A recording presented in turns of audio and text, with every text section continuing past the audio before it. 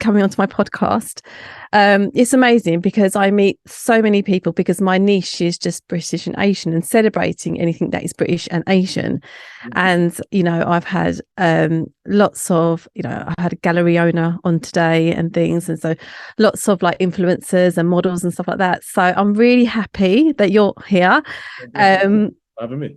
Sort of like the representation as well when it comes to film. I have a background in film, so on the production side of it. So I know from my side, there's not a lot of representation behind the scenes. We're getting there in front of the scenes. I mean, we're seeing a change, but from my experience, the representation behind it, it's still very much lacking. And I think as well, when it comes to conveying the story of your film and the parts where it's diverse, I think you do need someone in place to say, look, you know what they're saying here, it wouldn't be said like that, or that's not actually the culture, and we're not representing the culture authentically. So going on to your first question is, what are some of the struggles that you had when it comes to being in a film, the stereotype of an Indian doctor? What are some of the struggles that you may have faced? You know what it is? It's like predominantly going into sort of white spaces, and feeling like you're the expert on everything. Do you know, like being looked at, you're the expert. yeah, and that I can give you expertise, and it's not particularly with this project. I think it happens. I think it's on most productions that we go on, and we're having to convey a culture or convey a language or having to speak another language.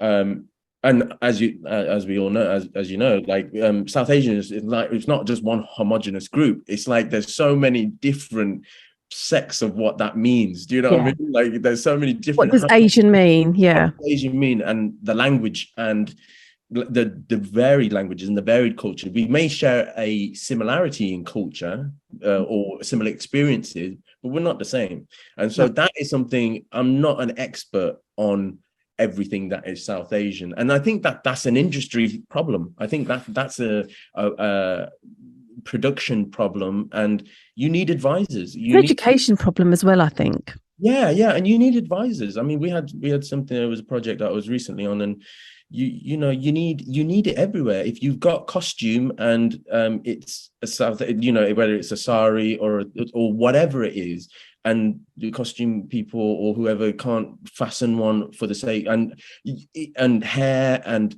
how things are fastened, because obviously our culturally what we wear, you've got to be. I mean, I can't put a sari on for my freaking life. Like, I find it very tough and slightly uncomfortable as well.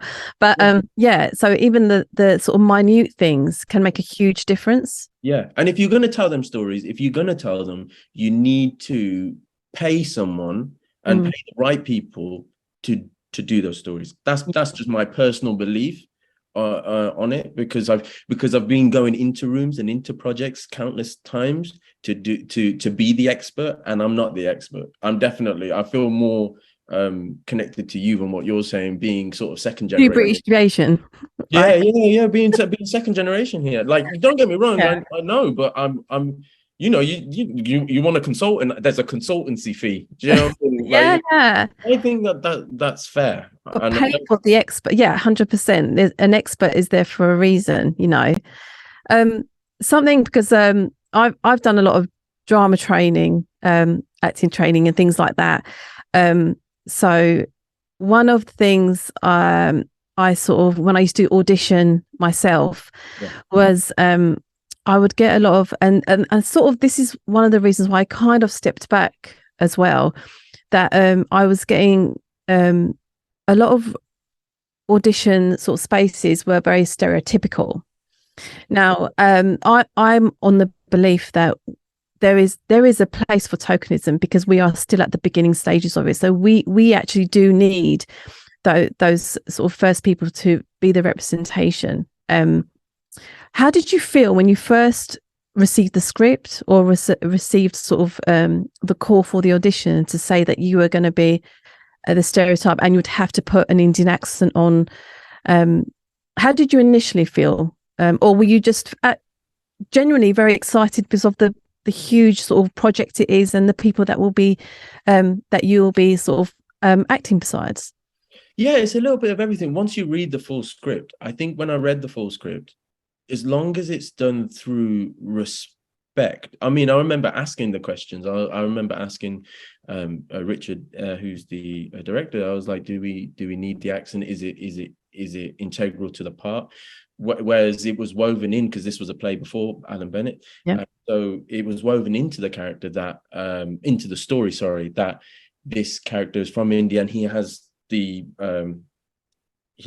like an outsider's point of view on a system, and that's what we wanted. We wanted this Indian culture versus British culture as part of our narrative about how we treat people in Britain and how it's seen here, how we treat our older people in Britain, and how it's perceived to treat people culturally. How is it different in an Indian culture? And I didn't realize that, to be honest, until sort of later on. Actually, I was like, oh yeah, just do that. I just thought I was playing this doctor who was from another country who comes in and he's just lovely and warm and caring, and I was like, this is a nice, it's a lovely part to play in terms of the like you said, the magnitude of who's in it as well. I didn't know who was in it, but I realized what they wanted to do with it, and they treated it with a lot of respect as well about our decision making. And I think that's really important, that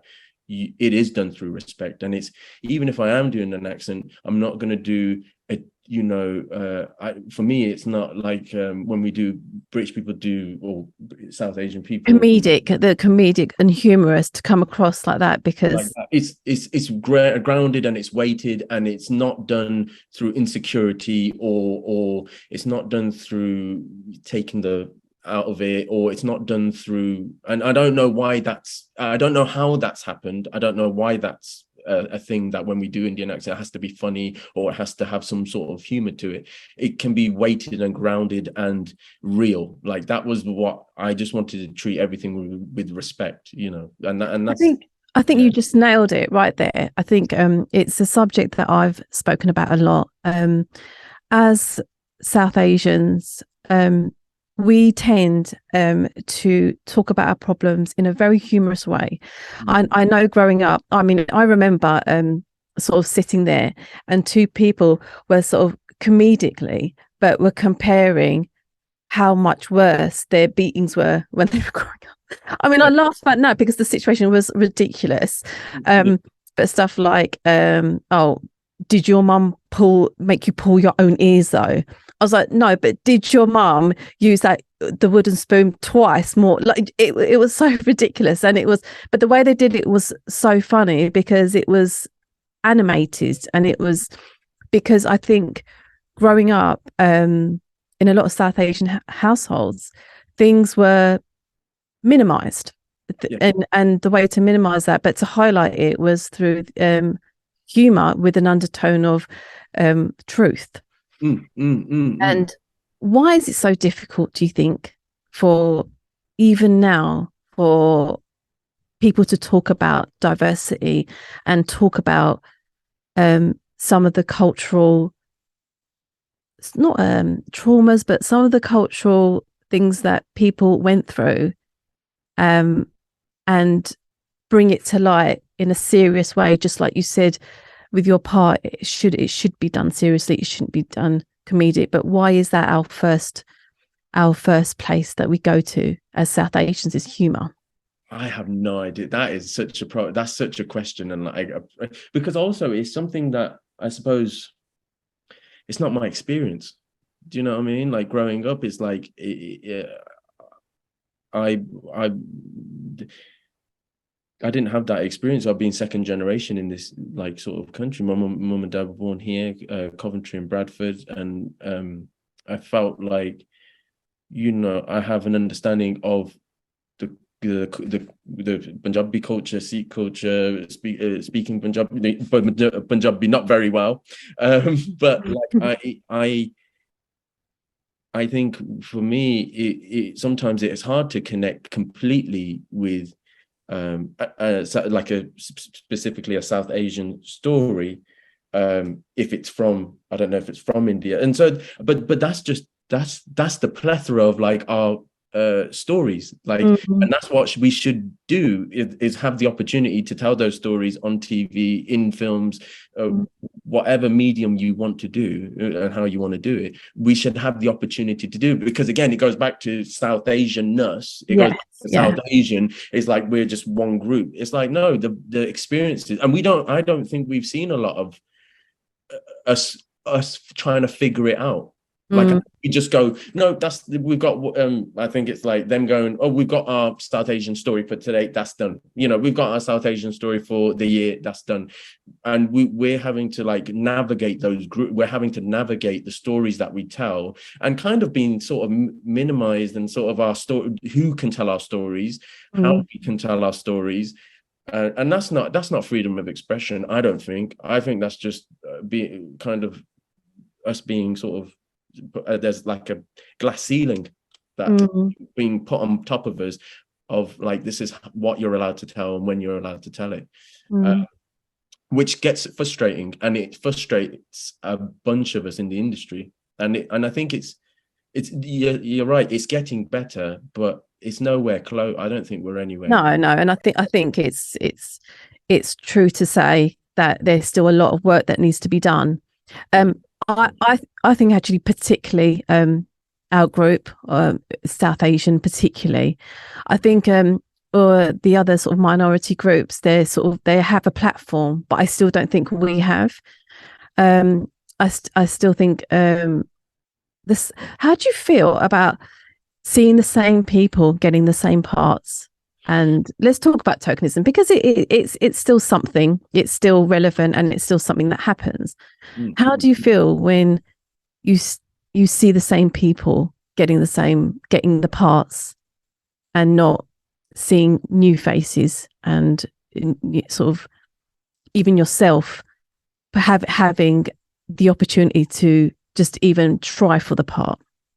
Yeah, I mean, it's frustrating. It's a kind of a closed shop. But then I think it's usually the people above them that are making the decisions. It's like, this is the palatable version of what we want our South Asian characters, or those people, or this is what we want. We want this. This is digestible for our audiences in this country or wherever.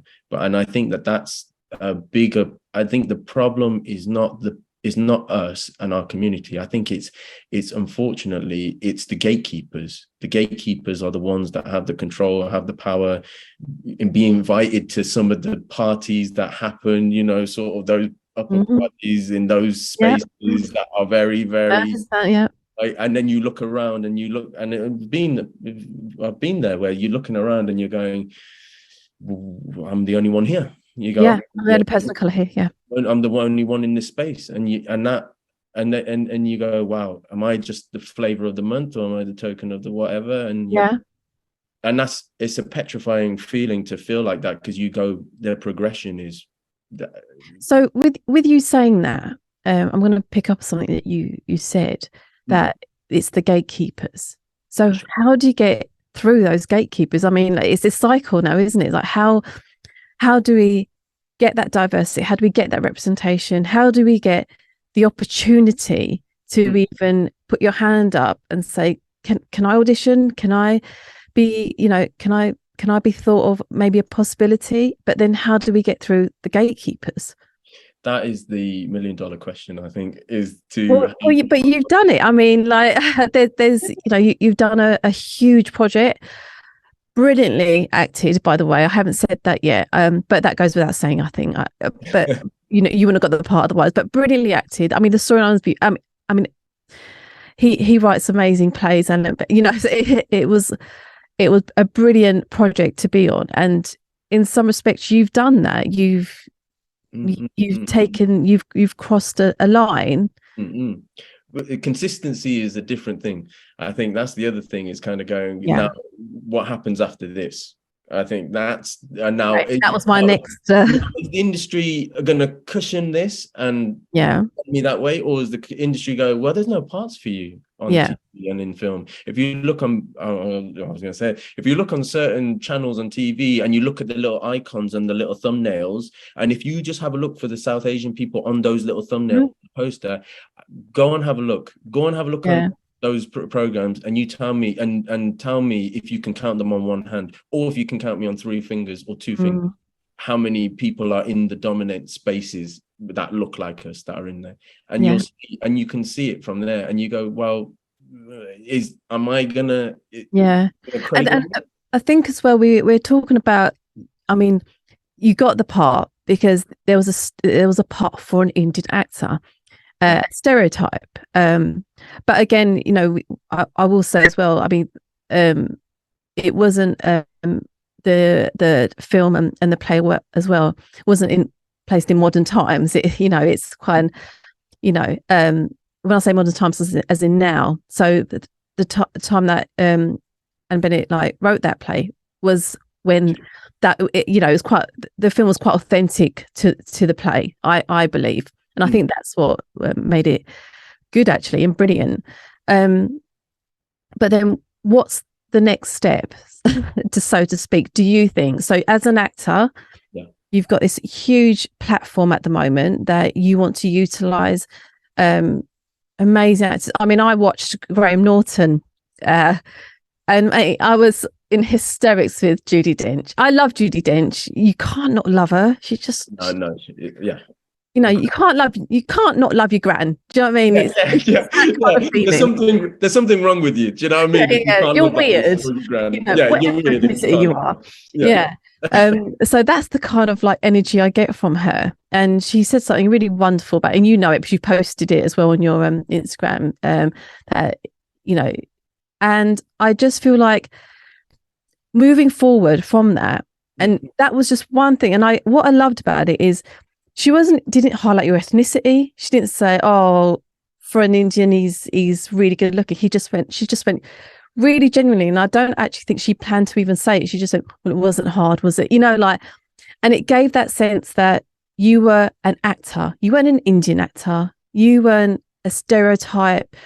You were just Bally. And this is where I say about roles in the industry, and this is what I'm coming to. I believe there's a place for tokenism. However, when will we get over the other side of actually we just need an actor who's really good that can play a house husband? You know? What's the struggle in that? That is sort of the... Am I saying too hard questions? Sorry. No.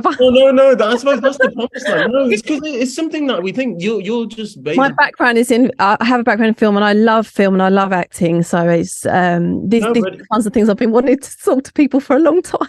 Sorry. Yeah, for sure. No, for sure, because it's something that I think I have to think every single day. Like, is this something I think every single day of how am I going to navigate this, and how are we going to the struggle? Yeah, the struggle and occupying the space, and you know, you get to certain milestones and you go, oh, well, okay, what's the next thing gonna look like? We're all ambitious and we all want to do well. Like, there's no one that doesn't go, oh no, I'm going. People want to do well, and want to succeed and be successful, and and you love it, and because you care about it so much, you love it. And when you feel like there's things in place that are like hindering you from doing that, then you get angry and upset. But things that you can't change, right? And these are things that you can't change. But you know what? You know, if Judi wants to advocate for me being the next James Bond, I am up for that. Do you know what I mean? I am down for that. Why not? I mean, why not? But it's that way of thinking. I think we have to think like that, because if we don't, but again, James Bond is. I mean, I have my I do have sort of my opinions on that. A lot of people said James Bond should be a woman. I don't think so, because I'm a huge believer of being authentic to the writer, and the writer wrote a male part. You know, but that's an opinion. But I don't believe in the script it says a white man. I don't believe so. So yes, why not? Why could you not be put forward as a possibility? Why not? Yeah, at least get a scene for it. Well, yeah, exactly. Give us all a fair running and a fair shot at it. Yeah, and because you're just a talented actor, 100%. And that's it. That's it. I think I think it goes back to the respect thing again. I think it goes back to respect and being treated equally, like we're all artists and that we can all provide something, rather than you are an Indian and this is your box and you stay in these roles and you do this. Stay in your lane. And whenever we need one of you, we'll come to you. So stay there until we need you. And that's not, that's not been my career so far. So, I never thought I'd do Shakespeare, and then I ended up doing some Shakespeare yeah. I was like, wow, this is incredible. But it's something that was not on my horizon, and I never. The industry just needs to, in terms of actually going probably back to the gatekeepers, potentially. I mean, I would love to be a gatekeeper. That would be something that I would, if we could get into those spaces and be a gatekeeper, that would be something. I think, yeah, absolutely. Or just have, even if it's some sort of type of focus group or some sort of panel to say, look, this is a feeling, and this is where that's where BAFTA comes in, and they have a chairman, and Krishnendu Majumdar. He's actually stepped down after he's done his 3 years, but I think that was, part of progress, was the fact he was looking at how people were voting, and was it fair? Why aren't we having more females in? I don't, there were issues there, and I think he's done a brilliant job actually in the 3 years he was there. Two fun things I want to talk about. So I really, as I say, love acting, and I've done some training, and I've been desperate to talk to a fellow actor on my podcast about the actual craft of acting. I love talking about all sorts of things, but I want to know your process and the craft, because I totally believe acting is a craft. It's a skill, huge skill. It's very hard to portray a character who's has a lot of emotion going on, and someone's saying and go, and you have to start crying, and you have to get into that moment. That process I love, and I've been desperate to talk about to someone. So tell me your process. Tell me what you follow to when you get a part, you get a script. Yeah. What is that process? You know what? It's always different. It's always different depending on what. So you don't keep to the same process? No, you can ask all the questions, the sort of the Stanislavski questions, and you can really get into it and find out and use the. Who am I? Where? Yeah. Previous circumstances. Yeah, I know. I like it. It's the shorthand. Desperate to talk to someone about it. So I'm sorry, Bally. I love it. No, I think it's initially it's all of those questions. You have to ask a lot of questions. Then it goes into, it depends on who you're playing. If it's a doctor, if it's whoever it is, and then I try. You have to just research. I think it's a lot of research, because you research and you put it into your body. You're basically watching, experiencing, listening to music, whatever it is to get you in there. If it's an accented part, normally I would go and listen to podcasts or music from the region or the area or the country, and really just really immerse yourself in it. If it's an accent, sometimes trying to take the accent for a walk, preferably in somewhere that is not where you live, and then I judge you and go, why put an accent on? An accent on, go to a certain place, and so really just encapsulating. Especially it comes down to even like the clothes, like what do they wear, what do they wear on this day? Especially if it's usually I had a part where I was playing a sort of a businessman, and putting this, instead of having you put the suit and the tie on and living in that, because it changes the physicality of your whole body, the physiology, like of your whole, even sometimes the way you think, which you're talking to yourself in that. I would assume when you're putting that suit on, I mean, you're looking at a character, or maybe an actor, or maybe someone like, I don't know, Alan Sugar, someone like that you'd think, like, what would he be saying in front of the mirror? What would he be? Would he be going through, his mantras? Would he be going through his what his task to do for the day, who he needs to contact? Yeah. So all of that. And so when you've done all that work, you get to set. What do you do when you're someone saying, right, you're up with Judi Dench? Yeah. You hope you're ready, because yeah, it can be. She's gonna know BS when she sees it. You know what? The first day is the most nerve. It's like being back at first day at school. It's like first day at school. You've got all these people around you, and you're hoping that the version that you've got or what you've created, even though you're not going to show it all at that point, you're just hoping that don't F up. Don't F up. And then people go, why is he doing it like that? Yeah. He's going to do that through the whole film? Stick to the script. Yeah, is he doing? And you're like, okay. Yeah. I think of, especially with this film, actually, to be honest, we had a lot of rehearsals, so that ended up being, it felt very theatre like on this gig. So, did it? Yeah. Yeah, because all of the guys are from sort of theatre background. Yes. Massively. Yeah. Felt like a family. It's not the national, the sort of like, they've done the sort of the route of like the nationals and the royal court and things like that. Yeah. So they've got that sort of experience within them. So it felt very ensemble. So I felt didn't feel like that on this, but sometimes you don't meet the cast until you get on set, and that's even worse, isn't it? And you don't, and there's loads of crew. People don't realize there's like loads of crew. Like, there's camera operators, boom mic operator. They can be like 50 people on a set. Yeah, like 100 people. 100 people on the set, and so and that's quite daunting, because you have to go. And they're all staring at you, all looking at you, and you're going, okay, and you got to just go, I don't care what they think, I don't care what they think, I don't care what these guys think, I don't care what anyone thinks. This is me, this is what I've got, and this is what I trust myself. And it's really tough. I think it's quite to do that, and especially if it's sort of the higher the project. I think it's hard regardless. In fairness, it wasn't like there was a gradual sort of like walk up a hill. I mean, it was a sort of, I know you've done amazing things, but then you suddenly like went into this project, and it's suddenly it's something huge to have to sort of navigate and deal with. So you did really well, obviously. Yeah.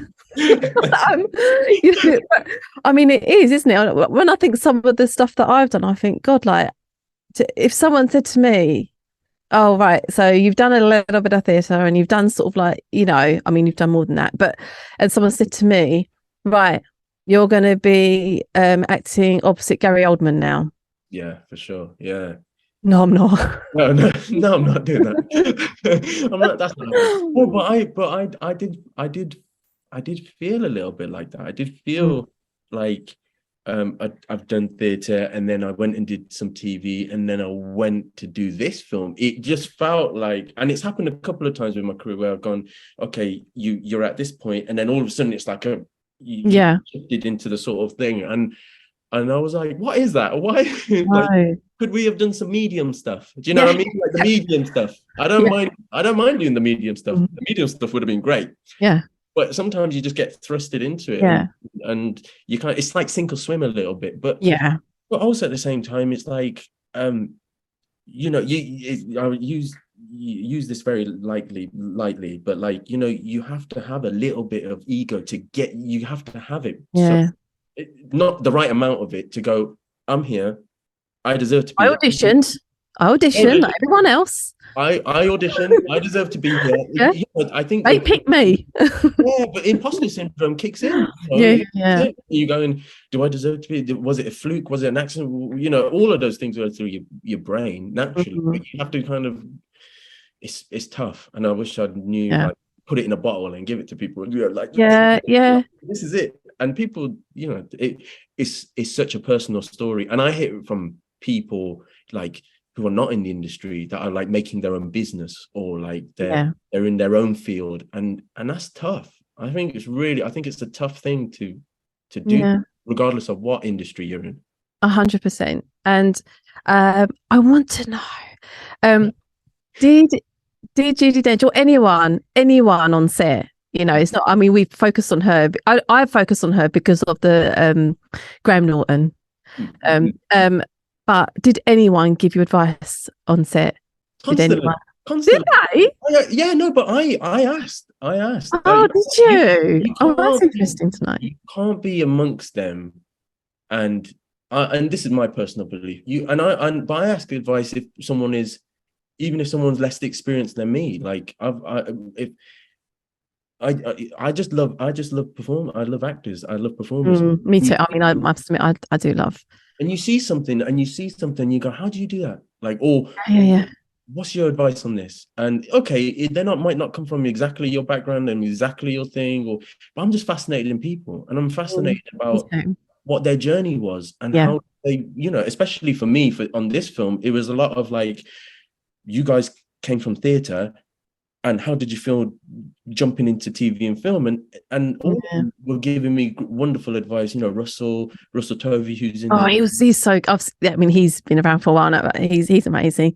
Amazing, like he's great. And that was what was really lovely about it. It wasn't like they were coming from a place of like all knowing, and I'm going to tell this new kid on the block like this is how it is. They all came. They all showed me such a level of respect of going, completely understand, like and you know, like Judy, for instance, like Judy, I love Judy so much. Like everyone loves Judy. Everyone, and there's a reason why, because she's so down to earth and so approachable, and you can talk to her about anything. She's comes across as well. Her projects, she's very versatile as well. She's so versatile. Like, you know, she's one of the old, you know, like the sort of that sort of line of wonderful actresses, and that's why she's still acting at the age that she is, because I think she's so versatile in her craft, and she really understands character. I believe. Yeah, and also she shows a level of respect to everyone on that set, and that's why everyone loves her, and she's just incredible. I mean, I can't say anything. I mean, I'd marry Judi Dench right now. I'd marry Judi Dench if it was a viable, it was a viable option. You know, she wanted to do 100%. It. This is a marriage proposal. There we go. Yeah, do it. Oh my god. I'm going to tag her. Or someone that knows her. Thank you so much. I'm going to leave it there because that's a really lovely sort of end to it, and I know I'm on a time frame as well. But I have loved speaking to you, and thank you. That I've been desperate to talk about some of the things that, especially the sort of representation and the craft, and also just congratulating you on where you are. I think it does take a lot of hard work, perseverance as well. Because, you know, I am going to say it. Because it's a tough job being a person of color and trying to get into, particularly South Asian, I would say. It's hard to get where you are, and I want to see you in more things as well. So I congratulate you, and it's a brilliant film. I know we didn't really touch upon the film, but I mean, it was an amazing film. I loved the end and the sort of twist in it as well. I know people haven't seen it, so I'm not going to go into it. But the actors that are in it, truly extraordinary, and the fact that you just smoothly transitioned next to them, brilliant. I'm very, very excited for the future for you and see all the projects that you're going to be in. So it was wonderful speaking to you, Bally, today. Thank you so much. All right, you take care, and remember, too British to be Asian. It's okay to be too British. It's okay. It's all right.